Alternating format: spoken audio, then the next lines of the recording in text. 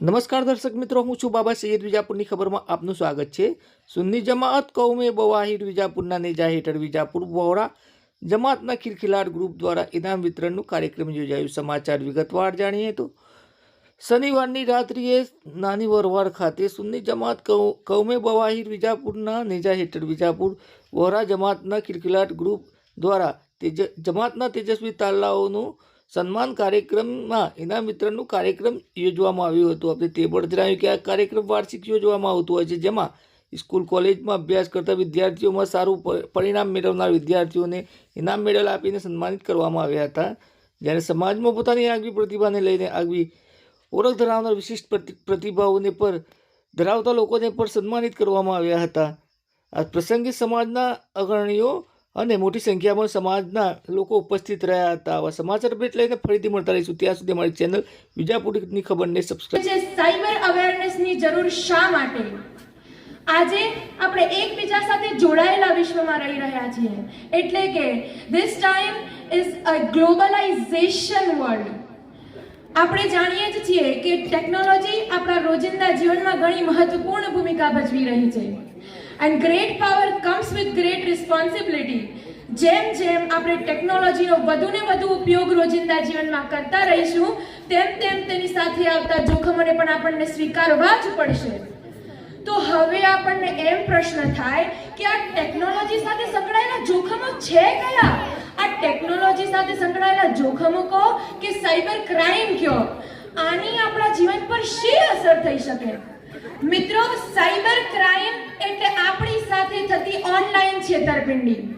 આ છેતરપિંડી એ નાણાંથી લઈને કે આપણા વ્યક્તિત્વ સુધીની હોઈ શકે છે. આ છેતરપિંડી આપણી સાથે કોલ, મેસેજ કે કોઈ લિંક દ્વારા કરવામાં આવે છે.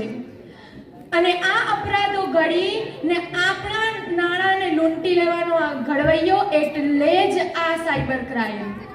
આપણા જ બીભત્સ વિડીયો બનાવીને આપણે જ મોકલીને ખંડણીની માંગ કરવીને આ છે સાયબર ક્રાઇમ.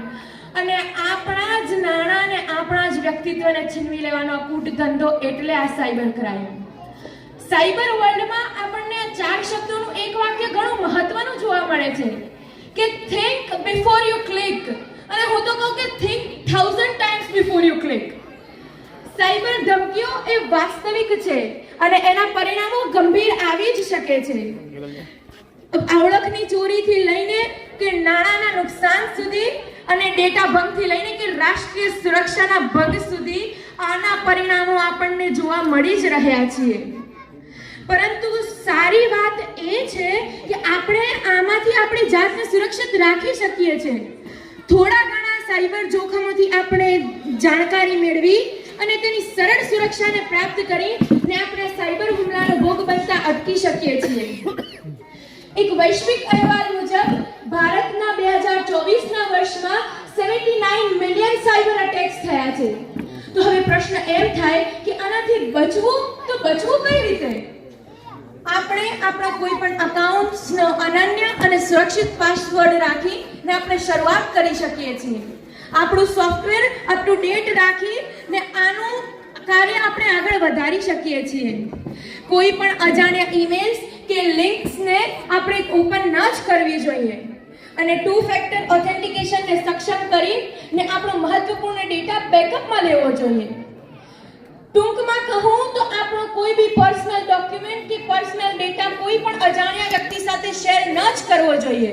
અને હું તો કહું કે જાણતા વ્યક્તિ સાથે પણ શું કરવો છે? પરંતુ આ બધી તો રહી સરળ વાતો. જો આપણે આજના ડિજિટલ યુવાનો તરીકે આને થોડું ધ્યાનમાં લઈ અને ડિજિટલ સુરક્ષાને ધ્યાનમાં રાખીએ ને, તો આપણો સમાજ, આપણો દેશ ઘણો આગળ વધી શકે છે. અંતે તો હું હાલમાં જે ઇનામના વિજેતા બનેલ વિદ્યાર્થીઓને હૃદયપૂર્વક અભિનંદન આપું છું. અને ચાલો આપણે સૌ સાથે મળીને એક શપથ લઈએ કે આ ડિજિટલ યુગમાં સાવચેતી રાખી સુરક્ષાથી દરેક ટેકનોલોજીનો અભ્યાસ કરીએ અને તેનો પૂરેપૂરો લાભ લઈએ. જઝાકલ્લાહ.